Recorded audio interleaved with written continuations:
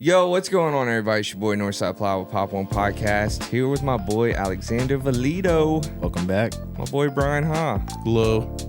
Just got back from New Orleans. Well, I'm always in New Orleans. So. Yeah, that's true. What a day. What a day it was. Just got back from our regional out there for the One Piece card game. It was a very interesting day. We got a lot to talk about with that. And, I really want to make this a One Piece episode because we were around a lot of One Piece yesterday. It was a fun time. It was a good time. And let's just sit back and make this a One Piece episode. You guys ready to just talk about One Piece? Let's do it. Let's get it. No rift bound though, huh? Maybe. I don't know. We can talk about that. Let's get it.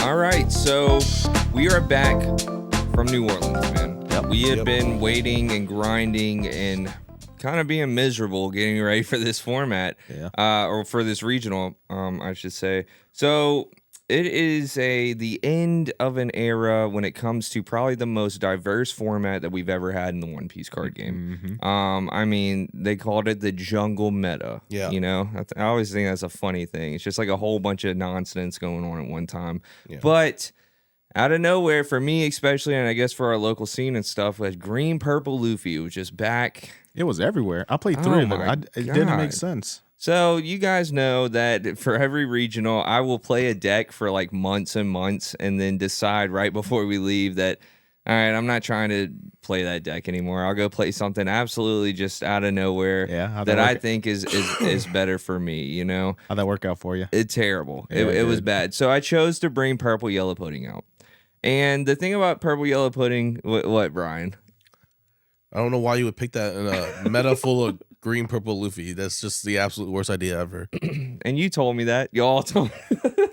Everybody told me that. So I was like, okay, screw those guys. I'm going to do what I want to do. You know, I'm my own, I guess, what do you call it? Adolescent, a little teenage attitude that I'm just saying, you know, F you guys. I'm going to go do my own thing. That's fine. It was, yeah, it's fine, you know, and I tend to do that. I mean, whatever. It was a fake format, so. And that was my thing about it. It was like a fake format. The thing with Zoro was just really, you know, after locals, I would be really angry. Yeah. I hadn't had the best run with Zoro, even though it's a very just do this type of deck. Like, you know what I mean? Yeah. Sometimes it doesn't work out. And our locals, I mean, from what I hear, based on all the other locals around us, that we have probably one of the most competitive locals in this area. Yeah. I 100% believe that fully.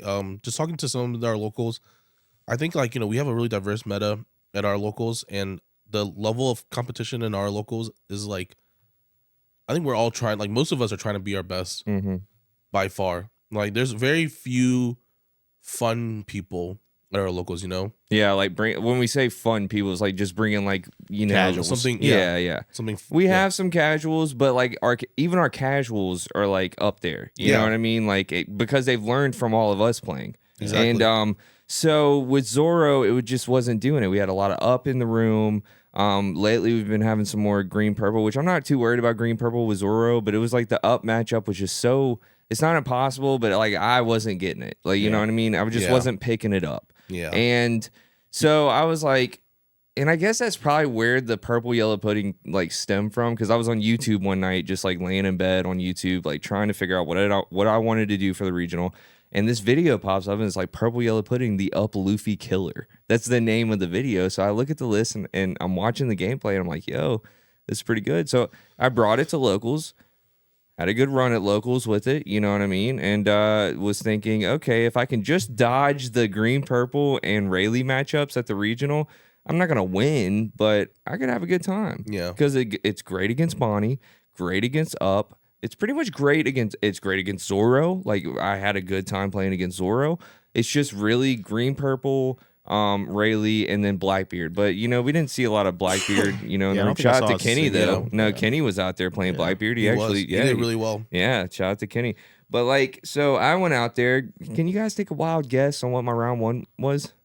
GP. Yeah, it was a good old GP. And what's funny is like my opponent's like, this is my first regional. I actually like just started playing locals a few weeks ago. And I'm like, oh, cool, man. Yeah, nice. What are you playing? Flips over that GP. And I'm like, all right, yeah, man. And like, you could tell he was new though. Like, he was doing stuff kind of weird and stuff like that. A little nervous. But when you see 3 Sanji pudding, you see 3 Sanji pudding. Yeah. Like, you know what I mean? Like, what do you do?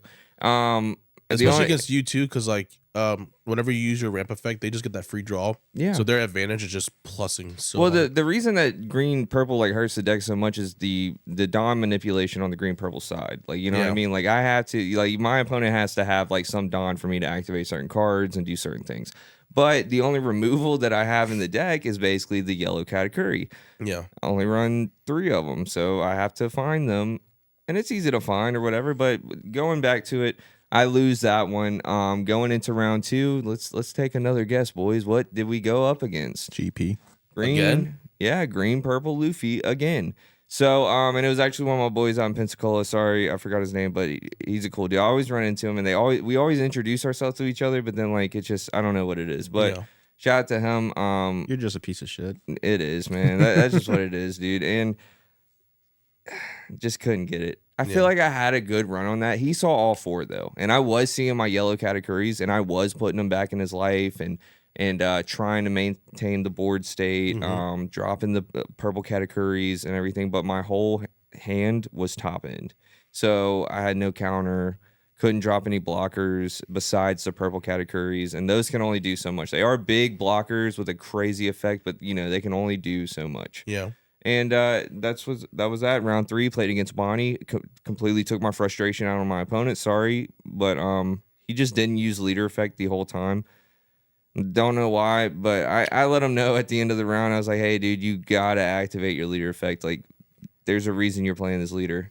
Use its effect. Yeah. And then round 4,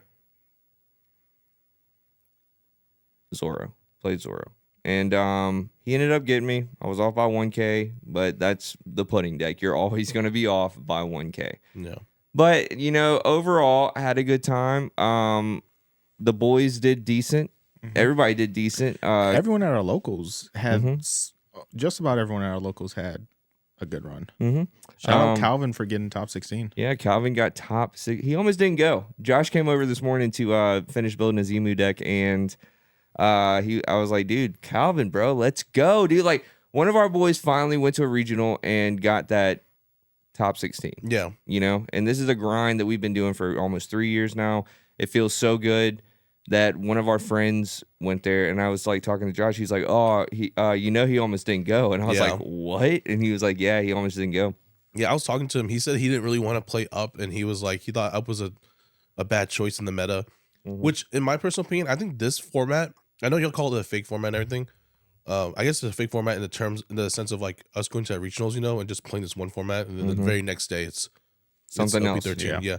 But I think this format will go down in history in the echelons of One Piece TCG, in the same sense of like Edison and Hat and Goat format, where like it's like pseudo solve right now. Yeah. But I bet you like down the road, like if they ever like if One Piece ever did a thing like this, like let's do OP12.5 format, Yeah. Like I feel like people will definitely go back to this format and like try to solve it some more. And I know right now, like based off of what we have, like the numbers, I guess, GP, Up, Rayleigh, Zoro are probably like, top 4 easily. But then like based on my run, I only played one of those 4 decks. That's crazy. Yeah. You played a yellow Katakuri, didn't you? I played 2 yellow Katakuris. How did that go? I got one, and then I lost to the first one. He just had the Kikinojo triggers. I was like, oh god. I was like, every time I swung, it was like Kikinojo trigger. I'm like, yep. And then like he heal. I'm like, swing again. Kikinojo trigger. I was like, oh my goodness, I cannot. Kikinojo is just a crazy good trigger. It is to this day. Yeah, it's probably the best trigger against Up, and like the fact that he was able to get it, multiple times, really messed me up. And then the second yellow Katakuri player, fortunately against him, he said that I basically like dodge all of his triggers. Like I was swinging and like it had a beige, but like it's my last swing, you know. So he was like, just take it back to hand. So I was getting really lucky with that.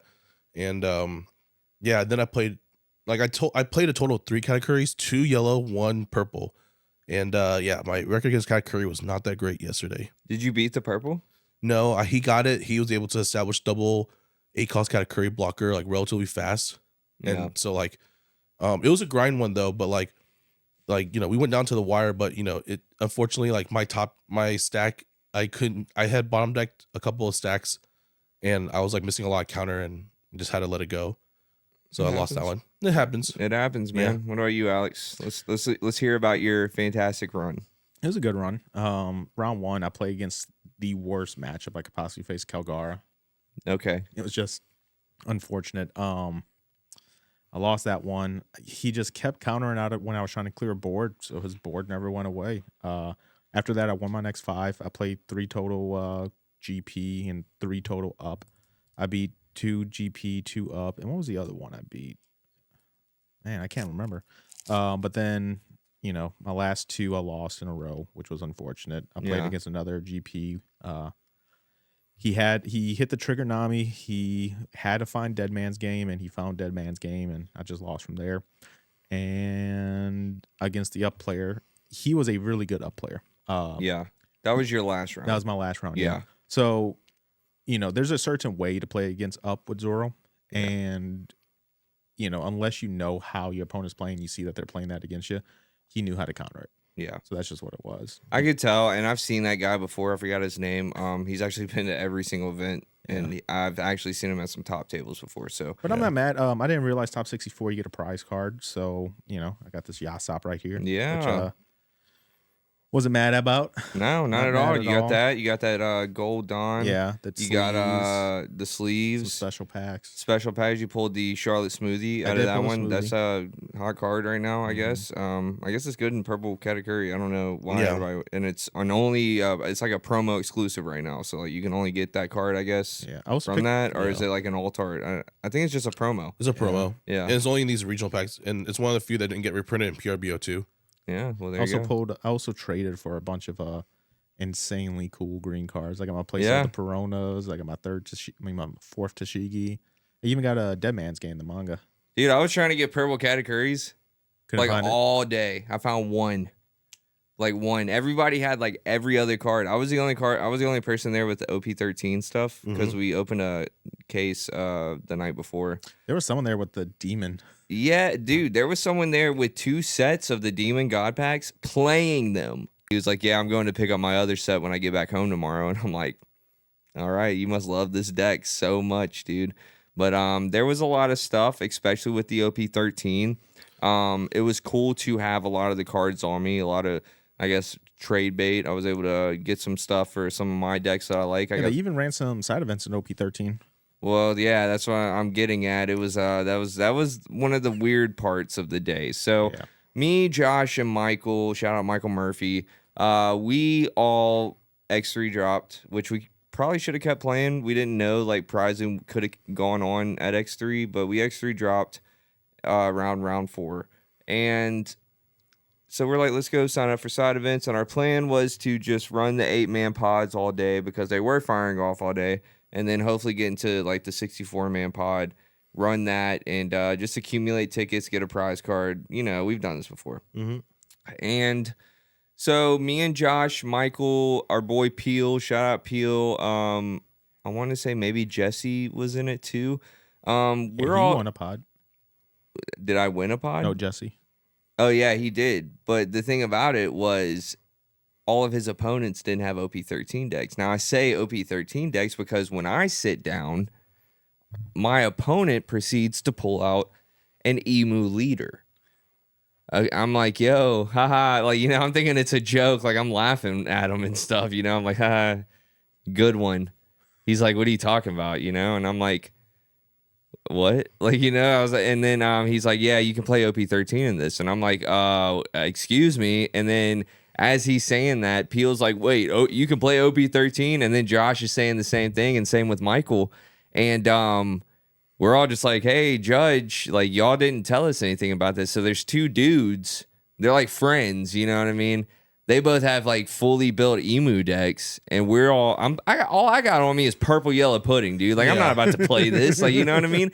And so I tell the judge, and I'm just like, so what do we do? And because I was just like, tell these dudes to put these decks up and let's run, you know, this format that we're here for. Well, he's like, let me go talk to the TO or whatever and see what we can figure out. Well, in the meantime, I'm calling Alex. I'm like, dude, bring me your Emu deck, like right now. He's like, oh, it's in the car, which the car is like way too far away for us to go grab it and for me to be back in time. So I'm like, well, I need you to find an OP13 deck like right now, dude. Like we're about to play and I have to have a deck or I'm going to get demolished and just pay the money or get the OP08 entry packs. And that's about it. Out, yeah. Yeah. And so you find me Zoro. Yeah. Shout out to Bowie. He had the Zoro deck built for OP13. So I was like, okay, cool. You know, I know how to play Zoro. I don't know. Like, you know, I've played a couple games of Emu, but I've never sat in front of it. Paper and sim are completely different things, okay? So I've never sat in front of it before. And, you know, he's pretty much piloting it like he's been playing it, you know? And I'm just like, oh, God. And so everything he's doing, I'm grabbing his cards, I'm reading cards, all while I'm reading the new cards in Zoro to try to figure out plays and stuff like that. And I really just like, by like our 5-Don turn, I was like, you're going to win this. Just let me take some time and learn. Like, you know what I mean? Like, I'm basically going to give you the win. Can we just like play, like, you know, don't be too hard on me for taking too long or whatever. And he was really cool about it. He was like, yeah, that's cool, man. And I was like, even if I do come out of it, I'm just going to give it to you because I'm not playing another round of this. Like, I don't want to. Like, I'm just not ready for it. So he was cool, and he was explaining the cards to me a little bit and telling me I knew what each one did. One thing that I didn't know, and I guess I just never knew this when I played it a little bit, that the stage, I always thought that I had to have like a certain amount of cards in the grave to even activate the stage. But no, that's to get the boost on the leader. You can actually, if you have a number of Don on your field that's equal to the Elder monster, you can just rest 3 Don and put it out, like on your 4 Don turn, and keep a Don up for your counter or for just attaching the leader and swinging 6 or, you know, whatever you want to do. Mainly for your counter in hand, though. And or a searcher that you can drop and then use leader effect to kill that searcher and get another card.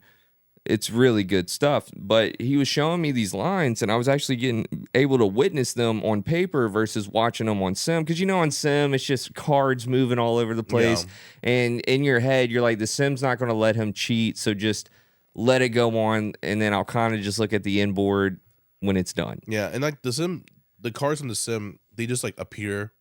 There's no like actually playing it and like, you know, declaring effects. Yeah. It doesn't feel the same. You gotta really read that chat bar to know what's going on. Yeah. You know, because in the sim, it's just like, oh, the sim's not gonna let them cheat. It's just gonna end how it is. So whatever. But seeing it on paper and seeing how things were done, I was like, damn, I like this. Like I really like it. So that was that side event. He beat me. I dropped out of it. I think they won, you know, the 2 friends, the 2 brothers. Yeah.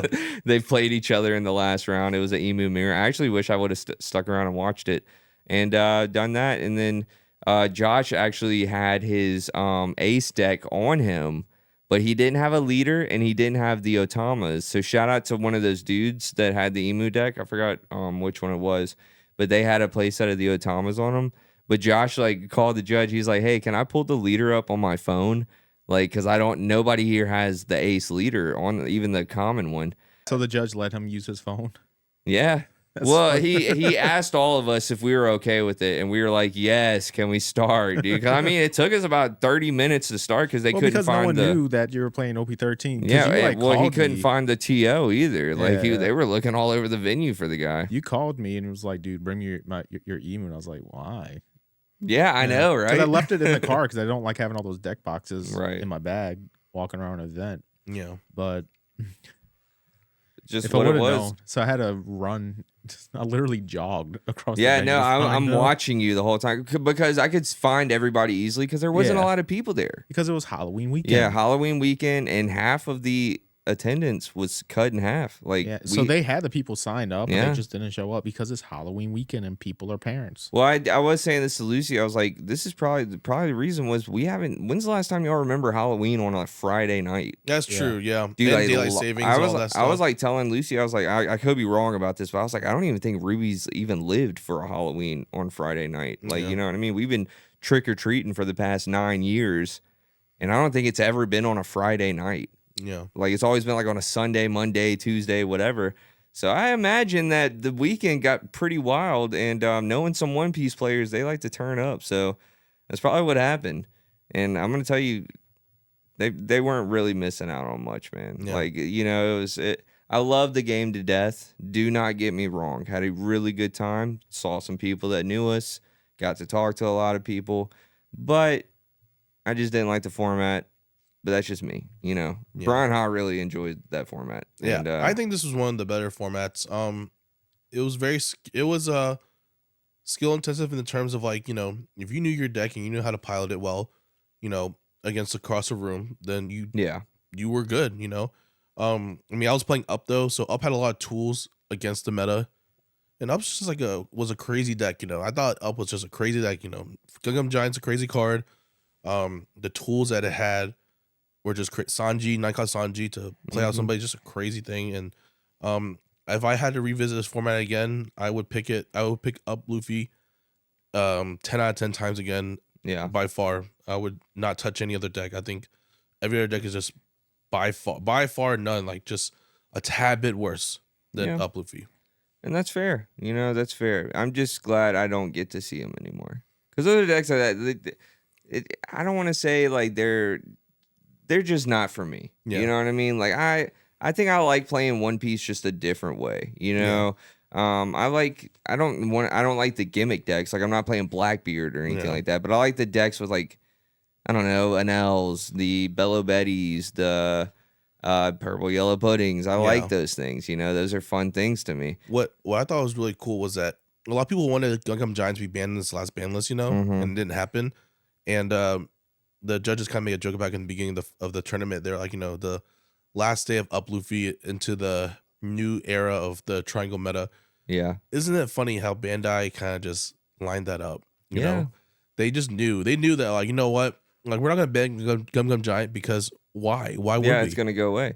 We're gonna power creep it immediately. Back way before this, I mean, it was like the same thing with, like, you know, Charlotte Lindland. Yeah. Everybody wanted Tin Mom to be banned, like, so bad. They were like, this is killing the game. It's so bad for the game.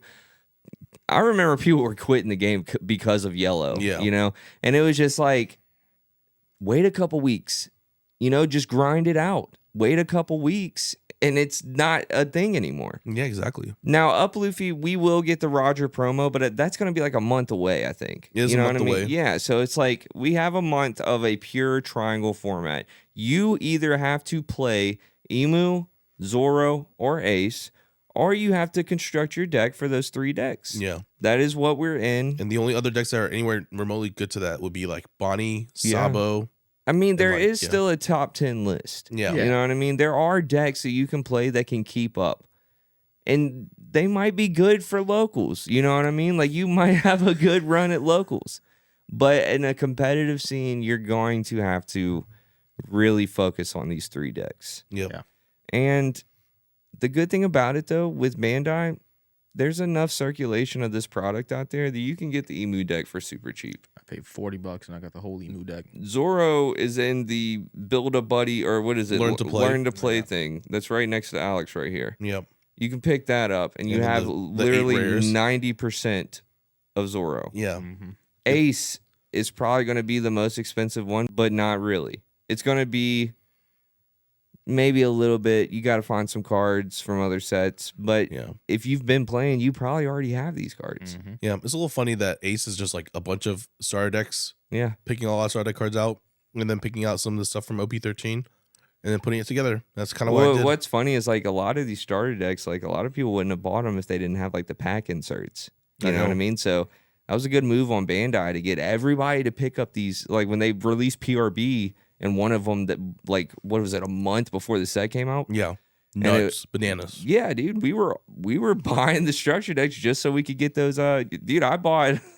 I have them all there. I bought 2 of each when that PRB thing came out, and I was just like, we had a little PRB opening at the shop, dude, because everybody was just going to buy the structure decks for the PRB packs. But when we get back, I want to talk about rotation because that's been coming up lately, and I think it's time to start. Not all the way getting ready for it, but we still got to talk about it just a little bit. Cool. Sounds good. Let's do it. We interrupt this episode to talk about our sponsor, Anchor Goods. Protect your leader in style with our Anchor Goods leader loaders. They're sized to fit, tournament legal, and fit perfectly in your deck box. All engineered by players for players. Thank you, Anchor Goods, for sponsoring the Pop.1 podcast. Click the link below and get yours today. How hard is that? Yo, what's going on, everybody? We're going to interrupt this episode and tell you about our sponsors.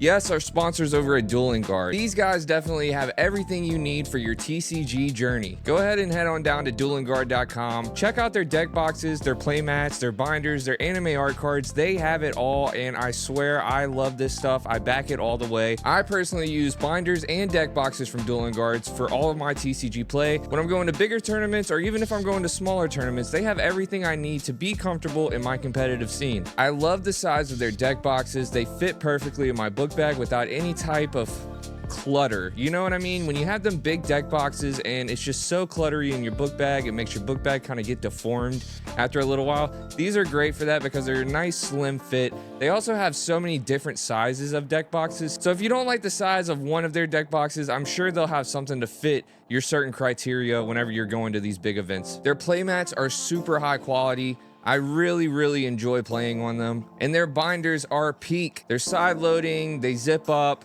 They're just really good binders all in all, and they fit perfectly in your book bag. They also have different accessories like playmat holders and different bags that you can take out. I'm telling you now, you guys are definitely going to want to support Dueling Guard, man. They are very awesome in what they do. So go to duelingguard.com, use code POP1 at checkout. You guys get a discount. It helps us out a lot. We really enjoy having Dueling Guard around, and we thank them so much for what they do for the community and for Pop.1 podcast. All right, let's get back to the show.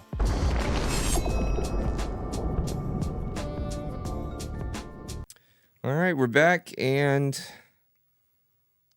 that was our One Piece regional talk. So now that we're out of the regional talk, I kind of want to go into some rotation talk. Okay. We were going over the other day, which we have interviews that are going to be coming out on our TikTok. Go follow TikTok, check that out. And we talked to a few people about how they really like the game, some casuals, some pros, some stuff like that. It was a good time. But whenever we were coming up with the questioning, there was a question that came up saying that basically when rotation comes out, it's not going to be as impactful as people think. Okay. There are some cards that are going to be going away, but it's only OP01 to OP04. Am I right on that? Yeah, anything block 1, and then like some of the reprinted cards that were in PRBO2, and the only things that like have a blanket like not being banned would be like any card that was a manga. Yeah, it's like Searcher Nami, the Ace, the Sabo. I thought the PRB2 cards that were reprinted aren't getting rotated out. Exactly. Yeah. So okay, so we go there. Well, I was on a TikTok live to he's a Yugi tuber or whatever, but I was in his comment section. I was like, yo, when you 1P TCG win, you know what I mean? Like, I actually ask a lot of Yu-Gi-Oh players that because they've either played One Piece before or they're thinking about it. And anybody that's thinking about playing One Piece, I'm like, dude, just try it. Like, you're going to love it. I guarantee you're going to love it. If you love card games, I guarantee that you will love One Piece card game. Like, you know what I mean? There's no reason that you should hate this game, right? Well, he was like, I actually played a lot of One Piece TCG, but I quit whenever I heard that there was a rotation. And I was like, brother, what? Like, how are you going to say you're going to quit because of a rotation that's still not even, like, I think we still got, 5 months? Yeah, you know what I mean? April 2026. Yeah, so, like, dude, that is, and when he heard about the rotation, that was, 4 months ago? Like, yeah, that was almost a year ago they announced the really? rotation. Was it that long ago? Like, it's just yeah. But, he's not the first person I heard that from.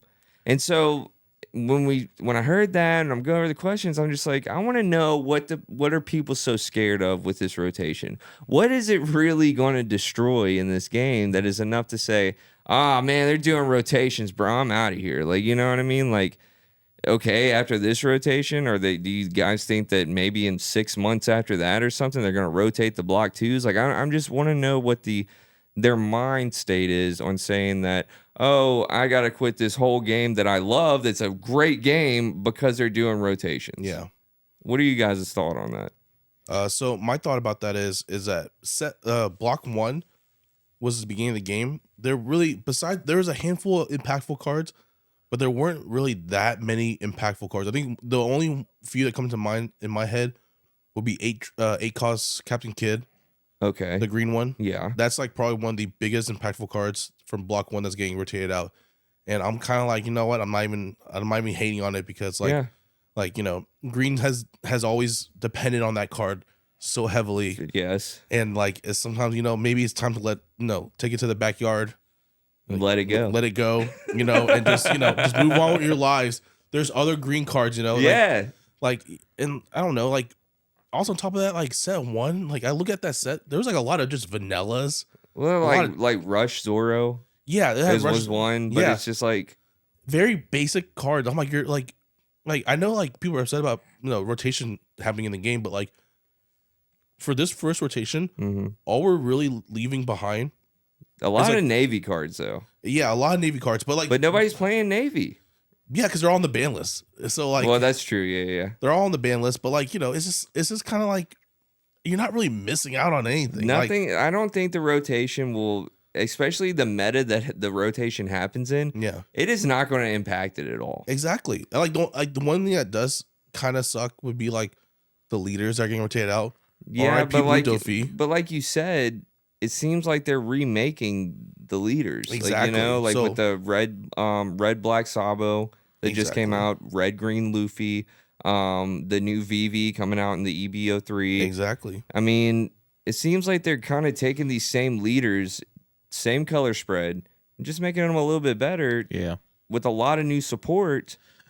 I don't understand why people would want to quit because of rotations coming out. I think people look at rotation and they think of games like Magic and Pokemon probably being the biggest offender, and that's easily their least favorite part because a lot of players who play One Piece are Yu-Gi-Oh players, and what separates Yu-Gi-Oh from these other card games is there is no rotation; it's just a ban list. Yeah, but a lot to what y'all are saying is they're making these cards power creep because we are in a power creep format. And they're making them better. So really, why would you play with these old cards anyways? Additionally, what we don't want to happen is something very similar that happens in Yu-Gi-Oh! What if something comes out in the future and these set 1 cards just get absolutely busted, right? It allows them to keep the health of the game healthy versus getting out of hand. Additionally, when is the next rotation? Isn't it like years away? We don't know. It's every year. So they're going to do it every year. April 2026. There'll be another rotation, or every April of every year, they're gonna rotate the previous block out. So one will go away in April of 2026, then April 2027 it'll be 1 and 2, and then so on and so forth.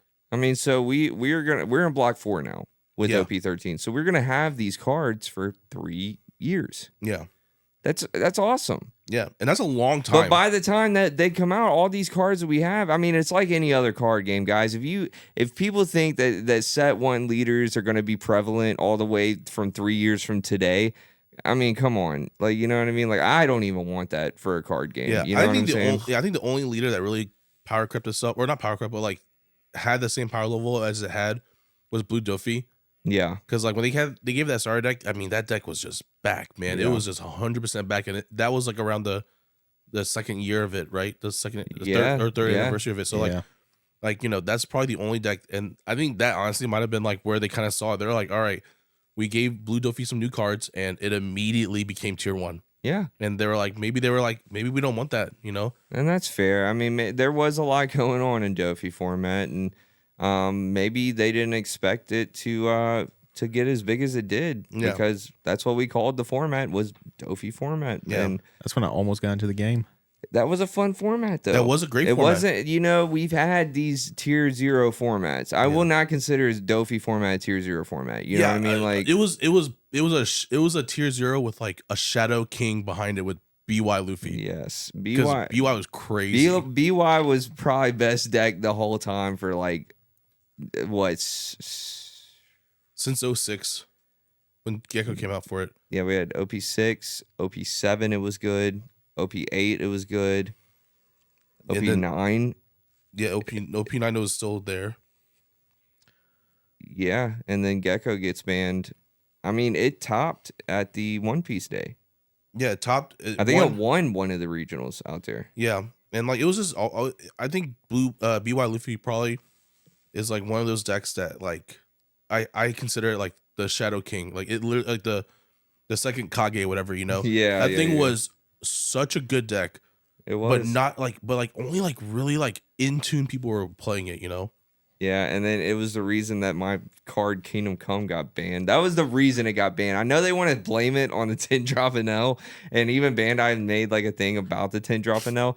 Nah, dude, if I guarantee you BY didn't start playing that at the end of its run, they probably would have forgot about that card. Yeah, I don't know, probably not. But I think BY literally that ban list was for BY. Gecko, Ice Age, and Kingdom Come were all BY cards. Yeah, because dude, I want to know who like just ring because I never thought about playing Kingdom Come and BY like for a long time. Yeah, and a lot of people did because you never saw it, and then like it was like the last month of that deck. They're like, oh, we're playing Kingdom Come, and it's like, yeah, that card's busted in y'all's deck. It literally takes all your life away, and then you just destroy anything. Yeah, it's great. Why haven't you all been playing this? Because everybody was starving that deck really bad. It was dude, somebody at Locals brought it not too long ago, and I was like, stop! I don't want to see this. Don't. I don't even want to see this leader ever again, dude. Yeah. Like it was rough. But and they're actually getting. Did they get the ace yet? Yeah, they got in PRBO too. Yeah, so but I haven't been seeing it though. Good. I mean, I don't think we have to worry about BY because this Emu format is just like it could just pop all the 5 costs anyways. The 5 cost number is no longer as good as it used to be. Yeah, they power crypto now. It has to be 6 costs. So, but in terms of rotation, like I don't know, like I think rotation is needed, and if there's ever any card that needs to be reprinted, they can just always reprint it. It's not a sin to reprint cards. You know? Yeah, and Bandai is the type of company that will do that. Yeah, you know what I mean. Like if the players like really want it, they'll make something happen. They just pretty much always do. They can just make a new star deck and just reprint the leader again, or reprint and put a new block number on it. Exactly. Why not? Yeah, it's not like it's gonna harm the game. Like they probably thought, and like what was it? Because they had the block icons since the beginning of the game's inception too. Yeah. So that means they had like I think when they announced rotation, they said that they always had in their back pocket. And they're using it as like a safety net. Well, I remember back in like OP04 and OP05 and stuff, like as we were opening cards, I would always ask people like, what is this number? Yeah. You know, and nobody was like, everybody was like, I don't know. Yeah, because I think when Bandai announced it, like they said that for all their card games, they have like there's like if the game ever got too out of control, or not out of control, but like if the game ever got like too weird in itself, they were like, we can always introduce a rotation to it. Like I don't think Digimon does rotation, Union Arena doesn't do rotation, and I don't think Gundam has a rotation yet. Yeah. But like, they all have the block icons. Like I look at all my Gundam cards, all my GDO ones, my GDO 2s, my Star deck cards all have the little 1 on them. So I think it's just something that Bandai put in their back pocket. They're like, in case of emergency, hit this button. So does that mean this is an emergency? I don't think it was an emergency. I think they just kind of like, or maybe just want to spark some excitement. You know what I mean? Or this is just something for them to make it seem a little bit more fresh. Yeah. And also in Digimon, I talked to some Digimon players. They kind of do this in Digimon. Like they'll host like big tournaments, like store championship level, treasure cup level, borderline regional level, where they tell the Digimon players like you can only use the first like the most 4 new sets to construct your deck. And they call it like I forgot what the format they call it. Any Digimon players that watch our video, please comment, tell us. But they say that it's really fun for them. They really enjoy that. And it's not like Bandai's going to completely erase our Eternal format. I think they said that they'll continue hosting like Eternal formats for like maybe like store championships. Maybe I don't know. Don't quote me on this. Yeah. They might host like some kind of like eternal format tournament to support it because they are so supporting the banlist. They said. So my interpretation of it is that we're gonna have 2 really good formats in OP. It's gonna be the standard format, and then like I forgot the official term for it, but I've been calling it eternal format. And that I think that's gonna be really cool. I think like would it be nice to go to a tournament where it's an eternal format with a ban list and you can just play like what are all our old cards, and then like go back to standard again. I think and cool. Also I think at these One Piece events that they need more options for side events. The spread that they have now, like the 2v2s and stuff like that, I don't think a lot of people want to play that.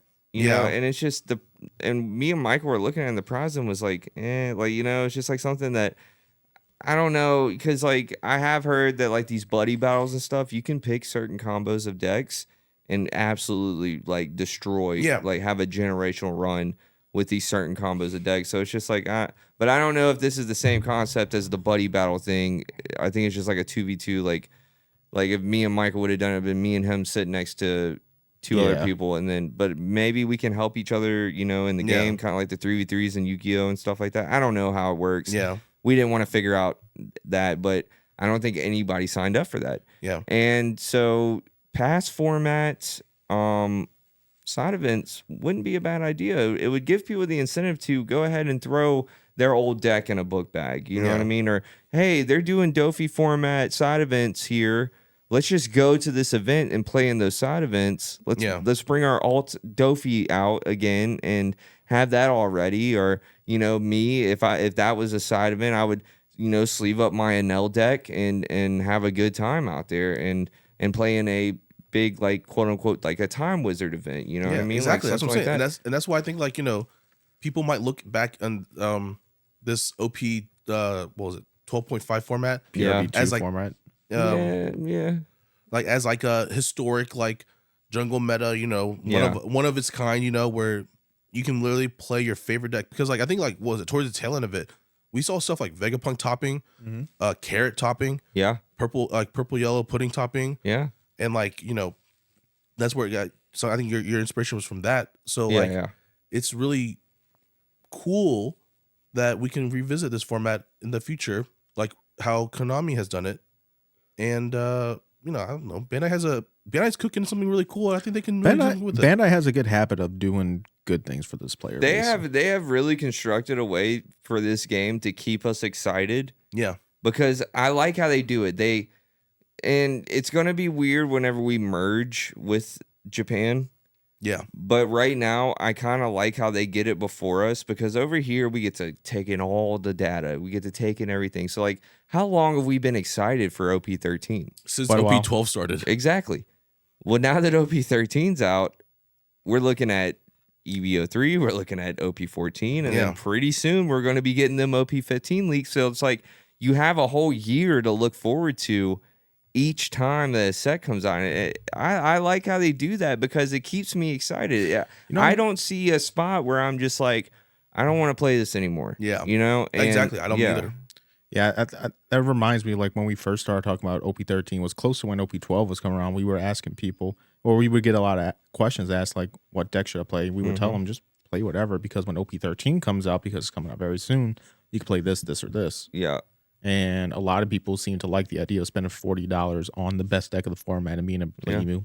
That's cheaper than that, dude. Like, you know what I mean? Once the prices settle, absolutely. Yeah, I mean, I think the money you're spending on is like the SR. It's like I think right now it's like $10 an SR. Yeah, so and everything else is pretty much bulk. You know. I have a whole thing. We opened a case the other night, and I only really do that for anniversary sets, and I'm glad I did. I got a lot of the Emu stuff that I wanted. Only 4 Gorosei in the whole case. I did get 2 SPs and alt SEC, and that, a bunch of different alts, SR, a lot of SR alts. It does seem that the 1-drop Celestial Dragon, what's her name?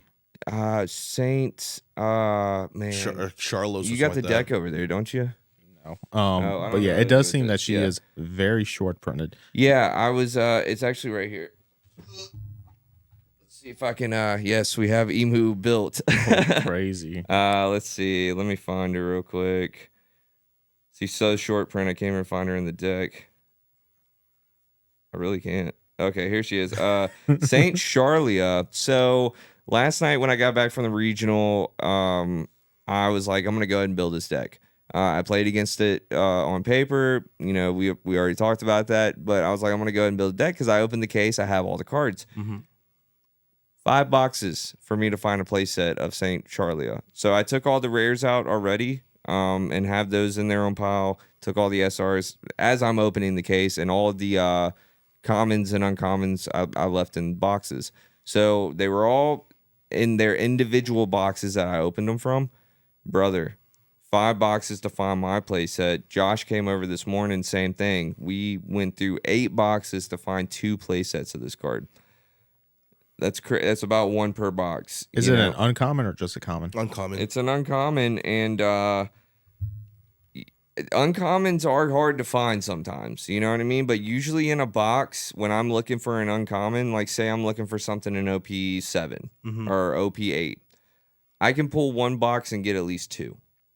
And then go to my other one, because I leave all my bulk in all my boxes. If you go in the bulk room, it's literally if you need an uncommon from a set, you can go in the OP08, OP09, you know, whatever box. And I'll have 2, maybe sometimes 3.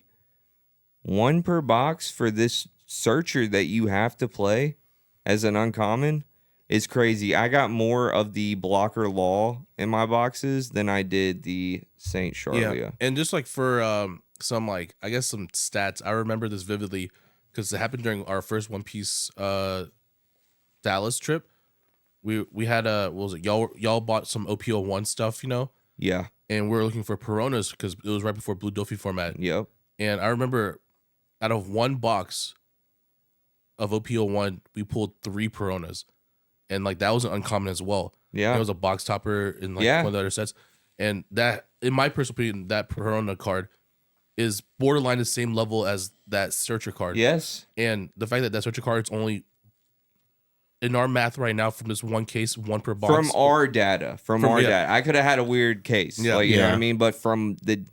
And I haven't gone through all the boxes. I could open 1 box. I could go through another box in there. And there could be 5 or 6. I don't know. Yeah. But 8 boxes so far. If I were to just have those 8 boxes, I would have only gotten 2 play sets of that uncommon. Yeah. And then through my own data, I also bought 1 box of OP13. And I also, after you mentioned it in our group chat, I went and looked through my stuff. And I was like, wow, I actually only have 1 as well. Just 1. Yeah. So I was like, maybe this is skewed. And it's not a big set. Yeah. This is not a big set at all. So it's... Yeah. And all the good cards seem to be locked behind rare and SR. There's not that many good, like, uncommon common cards. To be fair, black had obviously the most rare out of it. Every other color only had 3, while black had 5.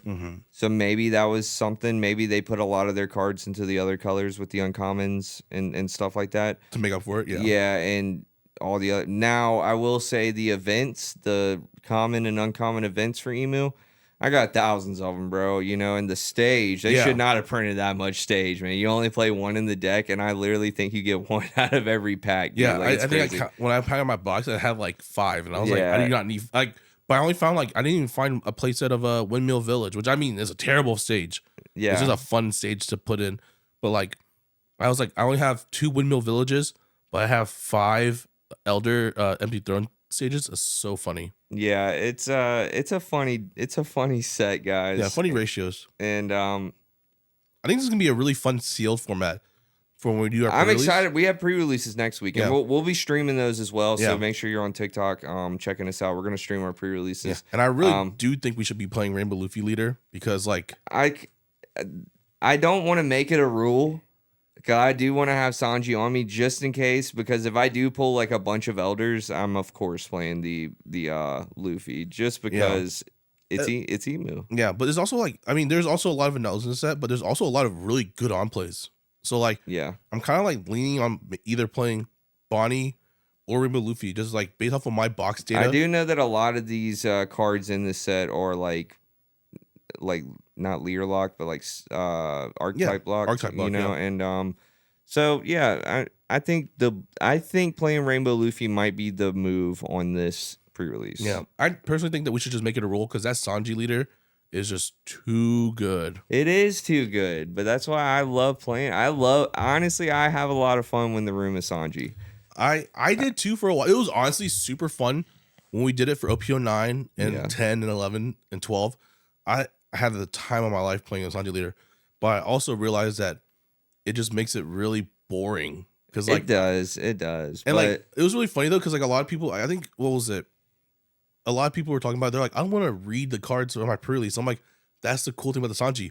You just grab all the vanillas, yeah. you put them in your deck, and you're not reading a dang thing. Well, You're the looking last set we had like those really big vanillas. Yeah, dude. we did have like some good vanilla. Isho was one. He was like a Yeah. he was like a 8-drop 10K. Yeah. We had a Newgate in there that was like the same stats. Yeah. I actually think every color had a body like that, like Yeah, a every vanilla color, big yeah, body. every color had 2 big bodies, 2 Yeah. vanillas, I think, and then one of them was always a 2K counter. Yeah, and I then think this DMG was like a great card. I Yeah. remember I was playing Bryan Ha, dude, and like the last play I had the DMG, and he was like, "Oh my god!" I had the Yeah. alt one. Remember, And I pulled it. Yeah, and I remember like I had the Mihawk, and that was just like really busted. But like, anyways, I just personally think if the pre-release kit given to us has a Rainbow Luffy leader in the pre-release kit, Yeah. I personally think we should just go ahead and play Rainbow Luffy leader. Well, the Just thing to- about that though too is there's some crazy prize cards for this one. There is a lot of crazy prize cards, but like that's like, I don't know. First and second get 3 cards this time. Yeah. One of Luffy, Ace, and Sabo. Yeah. And obviously, you know, they're just cool looking cards. I'm not saying that they're going to be like super expensive. Right now they are because Yeah. the pre-releases haven't really started. But got some good pricing. If you want to go and get good pricing, I mean, look, man, a lot of shops will change it to say, hey, you can only play the Rainbow Luffy. Or there are some shops that I've heard of that don't allow you to play the Rainbow Luffy. They want you to play. There's some shops that say you can only play leaders that you pull Yeah. from your packs because you're going to get a leader. You know what I Yeah. mean? Like, there are chances that you won't, but it's one of those things. Or they're saying you can only play a leader from this format, whatever. I don't know, man. I will have to make that decision. I guess Day of. when it comes, you know, Yeah. I'm gonna have one on me, but Yeah. I think I'm calling it now. I think Rainbow Luffy might be the move for this Or format. Bonnie.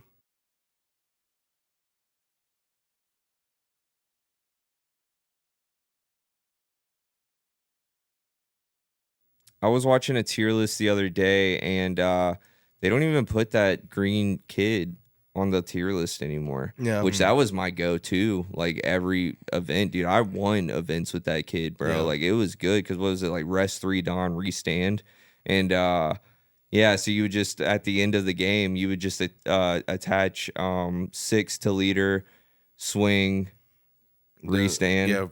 Yeah. Swing it, Zoro effect. Yeah. Basically, yeah, it's Zoro. Except I didn't have to swing into a character. I could just swing leader twice.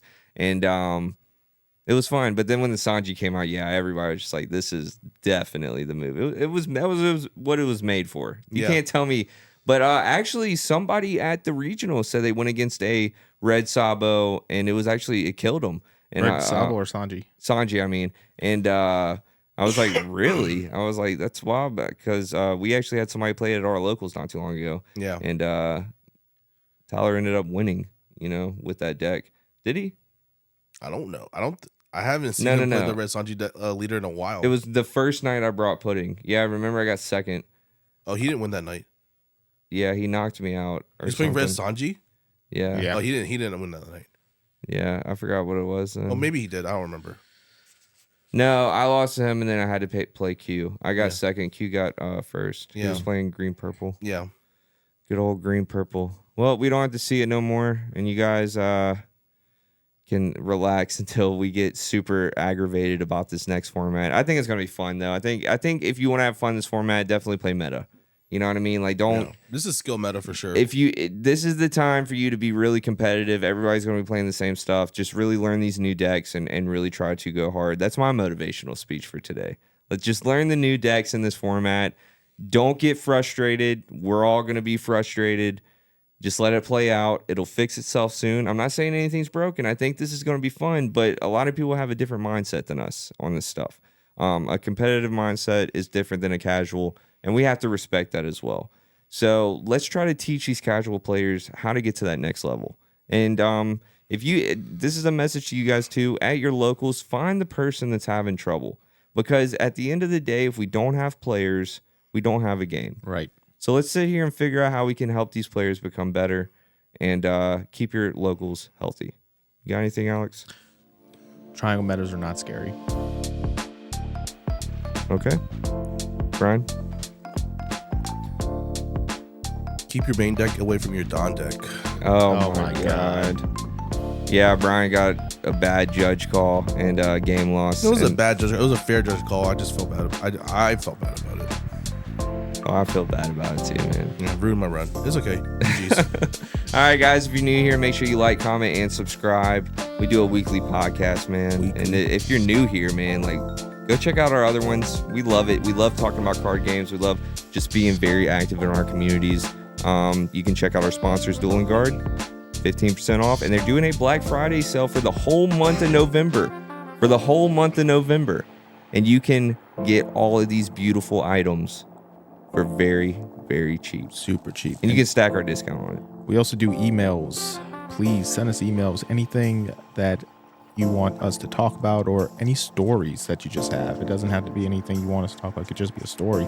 Send it to Pop.1 podcast submissions at gmail.com. That's Pop1 podcast submissions at gmail.com. Yep, I'll have that in the description for us. And Anchor Goods, baby. Goods. That new Emu leader case just came out. Leader. Oh, it looks good. You need it for your Emu leader, right? Yes. Get it going. All right, guys. We'll see you guys next week. Peace. Peace. See ya.